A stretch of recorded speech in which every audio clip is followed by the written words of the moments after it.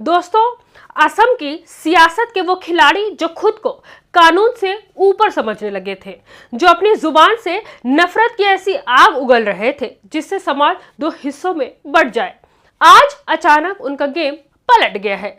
आज उनकी अपनी कुर्सी नफरत के पोस्टर बॉय बनने के चक्कर में फंसती हुई नजर आ रही है। हम बात कर रहे हैं असम के मुख्यमंत्री हिमंता बिस्वा शर्मा की। जिस नफरती सियासत को कल उन्होंने अपनी ताकत बनाया था, आज वही उनके गले की फांस बनती हुई दिख रही है। सुप्रीम कोर्ट से एक मामले में उन्हें राहत क्या मिली? उन्हें लगने लगा कि वो आजाद हो गए हैं, लेकिन कानून के हाथ लंबे होते हैं। अब गुवाहाटी हाई कोर्ट ने वो शिकंजा कसा है जिसका जवाब देते अब मुख्यमंत्री साहब के पसीने छूट रहे हैं।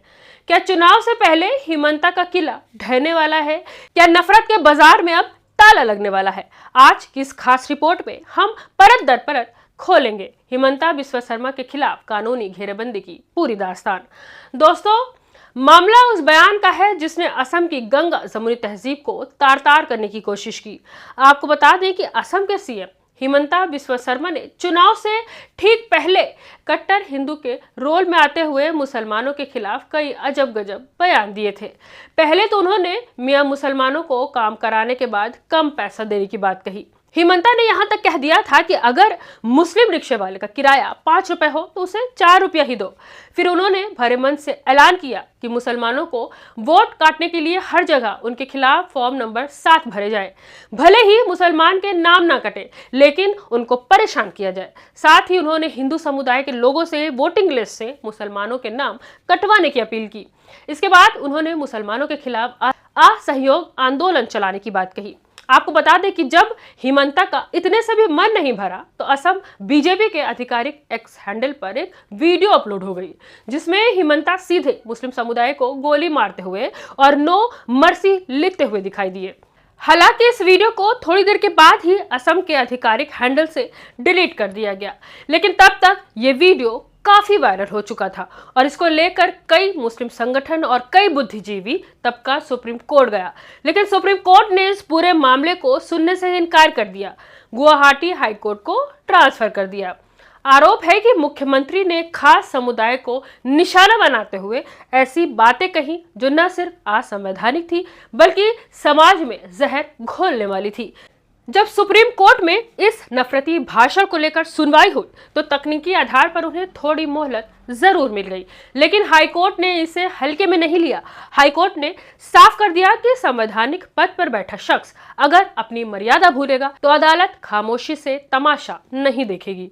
आपको बता दें कि गुवाहाटी हाईकोर्ट ने न सिर्फ हिमंता बिस्वा शर्मा को नोटिस दी है बल्कि विभाजनकारी प्रवृत्ति दर्शाते हुए भारत सरकार, असम राज्य सरकार और असम की पुलिस महानिदेशक को भी नोटिस जारी करके जवाब मांगा है। अदालत ने इस मामले की अगली सुनवाई अप्रैल में तय की है। ऐसे में सवाल खड़ा हो रहा है कि कहीं नफरत का पोस्टर बॉय बनने के चक्कर में हिमंता ने शायद अपने ही पैर पर कुल्हाड़ी तो नहीं मार ली है, क्योंकि हाईकोर्ट ने राज्य से लेकर केंद्र सरकार और डीजीपी को जिस तरह से नोटिस दिया है उससे एक बात तो साफ है कि हाईकोर्ट कड़ा एक्शन लेने की तैयारी में है। हाईकोर्ट ने मुख्यमंत्री को नोटिस जारी करके सीधा सवाल पूछा है कि आखिर आपके खिलाफ सख्त कार्रवाई क्यों न की जाए। ऐसे में साफ है कि बांटने वाले बयानों के जरिए वोट बटोरने की ये जो पॉलिटिक्स हिमंता जी कर रहे हैं, अब उस गेम में खुद ही बुरी तरह फंस गए हैं और उस पर जवाबदेही तय होने का वक्त आ गया है। हिमंता बिस्वा शर्मा की पहचान अब एक मुख्यमंत्री से ज्यादा एक ऐसे नेता की बन गई है जो हर दूसरे दिन एक नया विवाद खड़ा करता है। कभी मियां मुसलमानों को लेकर तंज, कभी मदरसों पर ताला लगाने की धमकियां, तो कभी खान पान को लेकर नफरत की दीवार खड़ी करना। सवाल यह है कि क्या इसी नफरत से पूरा गेम बदल जाएगा? अफसोस की बात यह है कि जब चुनाव नजदीक आते हैं तो विकास की फाइलें पीछे कहीं छूट जाती हैं और बीजेपी राज्यों में अक्सर ध्रुवीकरण का जिन्न बाहर निकाल लिया जाता है। हिमंता जानते हैं कि अगर वो नफरत की बात नहीं करेंगे तो उनके पास बताने के लिए शायद ही कुछ खास बचेगा, लेकिन अब हाईकोर्ट ने नोटिस जारी करके ये साबित कर दिया है कि आप भले ही सत्ता के नशे में चूर हों, लेकिन मुल्क का संविधान सबसे ऊपर है।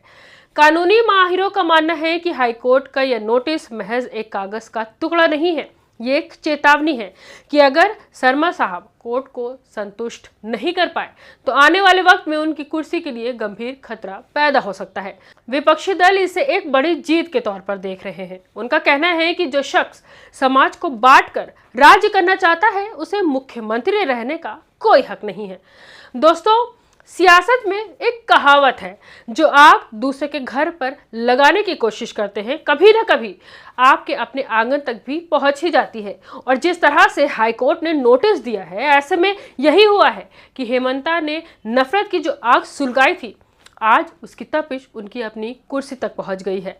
असम में चुनाव सिर पर है। ऐसे में मुख्यमंत्री का कोर्ट के चक्कर काटना और नफरती बयानों पर सफाई देना बीजेपी के लिए भी सरदर्द बन सकता है। एक तरफ केंद्र सरकार सबका साथ सबका विकास का नारा लगाती है, वहीं दूसरी तरफ उनके ही मुख्यमंत्री समाज को बांटने का काम कर रहे हैं। ये दोहरा मापदंड अब जनता की समझ में आने लगा है।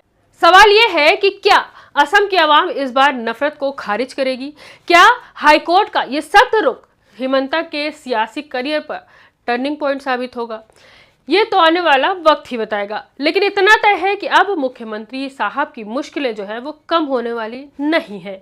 लोकतंत्र की खूबसूरती ये है कि यहाँ राजा भी कानून के नीचे होता है। हेमंता बिस्वा शर्मा को शायद ये गलतफहमी हो गई थी कि उनकी सत्ता की हनक कोर्ट के फैसलों को दबा देगी, लेकिन हाई कोर्ट के इस नोटिस ने उनकी नींद उड़ा दी है। नफरत के दम पर आप चुनाव तो जीत सकते हैं, लेकिन दिलों को जीतना और देश के कानून का सम्मान करना बिल्कुल अलग बात है। अब देखना यह है कि हाई कोर्ट में शर्मा साहब की क्या दलील होगी। क्या वो अपनी गलती मानेंगे या फिर नफरत की इस गाड़ी को और रफ्तार देंगे? वैसे दोस्तों, पिछले दिनों में ही हेमंता इस खेल को समझ गए हैं। अब वो जोर जोर से चिल्लाने लगे हैं कि उन्होंने मियां मुसलमानों के लिए बात कही है, जो कि बांग्लादेश से आए हैं और असम में घुसपैठ किए हुए हैं। सवाल ये है कि शर्मा, आप इतने दिनों से असम के सीएम हैं और केंद्र में भी आपकी सरकार है, लेकिन क्यों आज तक बांग्लादेशी घुसपैठियों को वापस नहीं भेज पाए? अब जब चुनाव आया है तो इसके नाम पर झूठी सियासत कर रहे हैं।